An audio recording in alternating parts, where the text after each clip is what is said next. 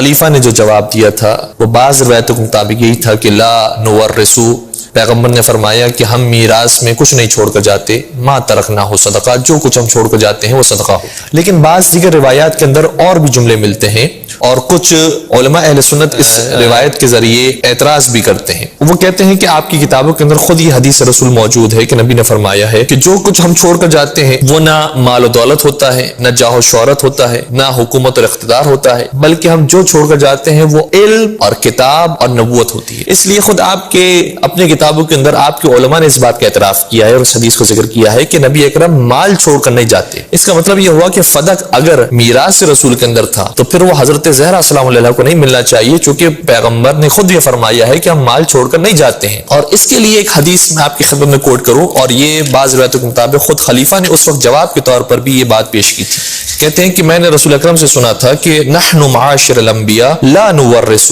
ہم گروہ انبیاء وہ ہیں کہ جو وارث نہیں بناتے، ذهبا ولا فضة، نہ سونے کا کسی کو وارث بناتے ہیں نہ چاندی کا، ولا دارا ولا عقارا، اور نہ ہی کسی گھر کا ہم کسی کو وارث بناتے ہیں اور نہ ہی کسی باغ کا، وانما نورث الکتاب والحکمت والعلم والنبوت، اور صرف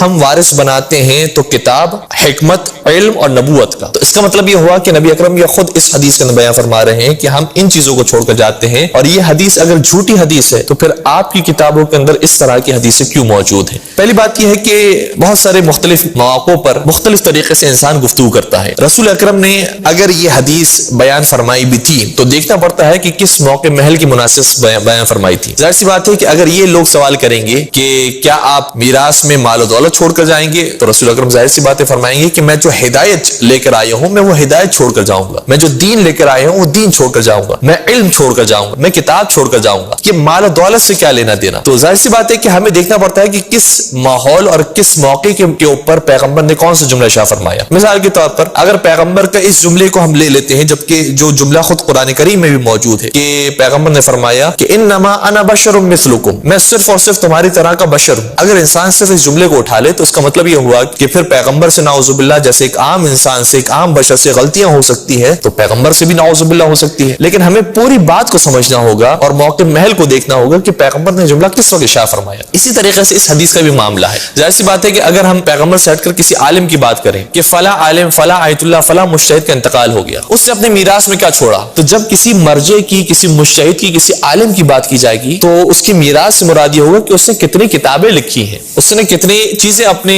فالوورز کے حوالے کی ہیں، کتنا اس نے علم کا ذخیرہ چھوڑ کر وہ اس دنیا سے رخصت ہوا ہے، کتنے اس نے درس دیے تھے، درس خارج دیے تھے، کتنے شاگردوں کو اس نے چھوڑا ہے۔ ظاہر سی بات ہے کہ اس حوالے سے بات کی جائے گی۔ لیکن اگر ہم میراث کو اس معنی میں لیں کہ بہرحال وہ عالم بھی کچھ نہ کچھ کمایا کرتا ہوگا، اس کے پاس کچھ نہ کچھ مال موجود ہوگا، بہرحال کسی گھر میں رہتا ہوگا، کوئی سواری اس کے پاس موجود ہوگی، تو وہ کسے ملے گا؟ تو کبھی بھی کوئی عقل رکھنے والا شخص وہ یہ نہیں کہے گا کہ وہ بھی لوگوں میں تقسیم کر دیا جائے گا اور وہ بھی سارے شاگردوں میں بانٹ دیا جائے گا، بلکہ ہر عقل مند انسان یہی کہے گا کہ وہ جو ان کی ذاتی چیزیں تھیں، وہ ان کی جو خونی رشتہ دار ہے اور ان کے جو قریبی عزیز ہیں انہی کو دیا جائے گا، جو ان کے وارث زندہ ہیں ان تک وہ مال ملے گا۔ اسی طریقے سے یہ حدیث بھی ہے۔ پیغمبر اکرم ظاہر سی بات ہے کہ اس دنیا میں ہدایت دینے کے لیے آئے تھے، قرآن لے کر آئے تھے، لوگوں تک صحیح دین پہنچانا چاہتے تھے، تو جو پیغمبر چھوڑ کر گئے ہیں وہ ان کا اپنا حقیقی دین اور ان کا علم اور ان کی حکمت بھری باتیں ہیں۔ لیکن اگر ان کی ذاتی زندگی کو دیکھا جائے تو ظاہر سی بات ہے کہ پیغمبر کسی گھر میں رہتے تھے، پیغمبر کے پاس ممکن ہے کوئی سواریاں ہوں، ممکن ہے کچھ لباس ہو، تو وہ کسے ملے گا؟ تو وہ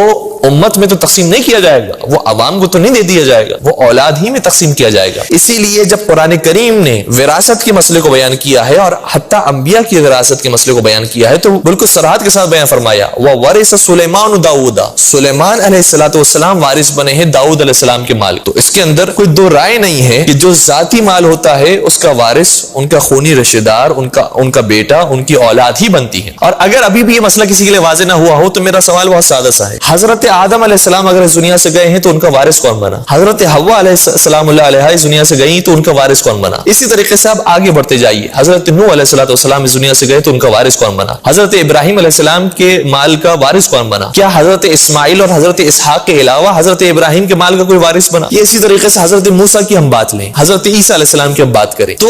جو اس دنیا سے گیا ہے، حضرت عیسیٰ علیہ السلام تو بہرحال اس عالم میں موجود ہے، ساتویں بعض روایتوں کے مطابق چوتھے آسمان پر حضرت عیسیٰ علیہ السلام زندہ ہے، لیکن ہم ان افراد کی بات کر رہے ہیں کہ جو انبیاء تھے اور اس دنیا سے رخصت ہوئے اور قرآن نے ان کا ذکر بھی کیا ہے، تو ان کا وارث کون بنا؟ کیا امت وارث بنی؟ کیا ان کی قوم وارث بنی؟ اور پھر ایک اور عجیب بات یہ ہے کہ خود نبی اکرم وارث بنے ہیں اپنے والد اور اپنے والدہ کے مال۔ جب ان کے والد حضرت عبداللہ کا انتقال ہوا تو اس مال کے وارث حضرت محمد مصطفیٰ صلی اللہ علیہ وسلم بنے۔ حضرت آمنہ سلام اللہ علیہ کا جب انتقال ہوا تو ان کے وارث حضرت محمد مصطفیٰ صلی اللہ علیہ وسلم بنے، اور کوئی اور وارث نہیں بنا۔ اور یہ روایت بھی احکام السلطانیہ میں علامہ مردوی نے لکھی ہے، جو اہل سنت عالم دین ہے، انہوں نے اپنی کتاب کے اندر اس روایت کو لکھا ہے۔ تو جس سے ظاہر یہ ہوتا ہے کہ ظاہر سی بات ہے کہ ہر ذاتی ملکیت رکھنے والا شخص، اس کے جب موت کا وقت آئے گا تو اس کے وارث اس کی اولاد بنے گی۔ لیکن یہ حق جب چھینا گیا تو اب سوال یہ ہے کہ حضرت فاطمہ زہرا نے باغ فدق کی خاطر کیوں اتنی تغدو کی؟ وہ تو خیرات میں مال دے دیا کرتی تھی، وہ تو مال تقسیم کرنے والی تھی۔ ان کے بارے میں تو قرآن کی آیت آئی ہے، وَيُطْعِمُونَ الطَّعَامَ عَلَىٰ حُبِّهِ مِسْكِينًا وَيَتِيمًا وَأَسِيرًا، وہ اللہ کی محبت میں یتیم، مسکین اور اسیر کو کھانا کھلاتے ہیں۔ تو اگر باغ فدق لے بھی لیا تھا تو فرق کیا پڑتا ہے اس سے بیوی کو؟ کیوں باغ فدق کے لیے اتنی بیوی نے تغدو کی؟ اس کا جواب بہت واضح ہے، اور اس کا جواب خود ابن ابی الحدید معتزلی نے اپنی کتاب شرح نہج البلاغہ میں بھی لکھا ہے۔ کہتے ہیں جب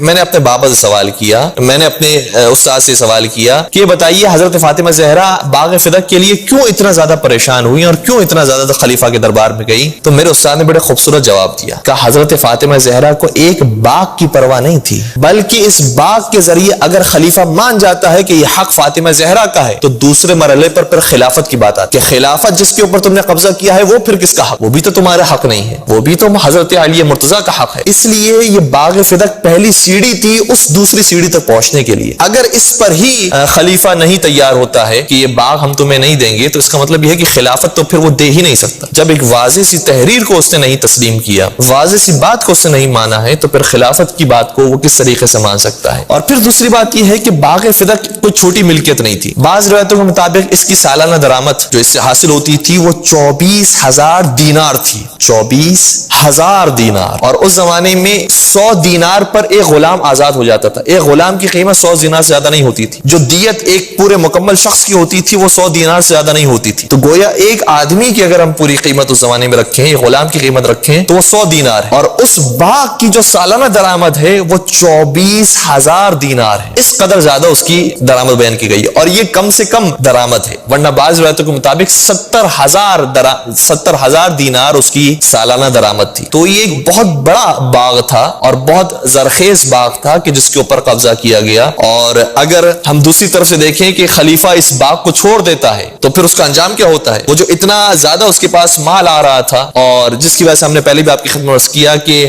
جو خواتین لشکر اسامہ میں ظاہر سی باتیں نہیں گئی تھی اور مدینہ میں رہ گئی تھی، ان تک وہ مال پہنچا رہا تھا، تو وہ مال ان تک کیسے پہنچاتا اور انہیں کیسے خوش کرتا کہ جس کے بعد وہ خواتین اپنے مردوں کے کانوں میں بات ڈالتی ہیں کہ یہ خلیفہ بھی بہت اچھا خلیفہ ہے، یہ تو ہمیں پیسے دیتا ہے، یہ تو ہمیں مال دیتا ہے۔ تو اب اس بات کو سمجھنے کے لیے ہم ایک روایت آپ کی بیان کریں کہ یہ فدق کا مال کوئی چھوٹا مال نہیں تھا، اور اس کی وجہ سے حکومت اس زمانے میں خلیفہ کی چل رہی تھی۔ یہ ثابت ہوتا ہے اس روایت سے جو خود کتب اہل سنت کے اندر موجود ہے۔ ایک حوالہ ہم آپ کی بیان کر رہے ہیں، سیرہ حلبی میں جلد نمبر 3 صفحہ نمبر 488 کے اوپر یہ روایت موجود ہے کہ جب خلیفہ نے بی بی کا خطبہ سننے کے بعد یہ طے کیا کہ میں یہ باغ بی بی کے حوالے کرنا چاہتا ہوں، اور لکھ کر تیار کر دیا نامہ کہ یہ باغ میرا حق نہیں ہے، یہ حضرت فاطمہ زہرا سلام اللہ کا حق ہے، تو پھر کیا ہوا؟ انہ رضی اللہ تعالی عنہ، یہ بھی آپ عجیب بات ہے سماعت فرمائیے گا کہ کس کس کو رضی اللہ کہا جا رہا ہے۔ جو پہلے خلیفہ ہیں، کتب لہا بفدق، انہوں نے فدق لکھ کے دے دیا حضرت زہرا سلام اللہ کو۔ ودخل علیہ عمر رضی اللہ تعالی عنہ، اور پھر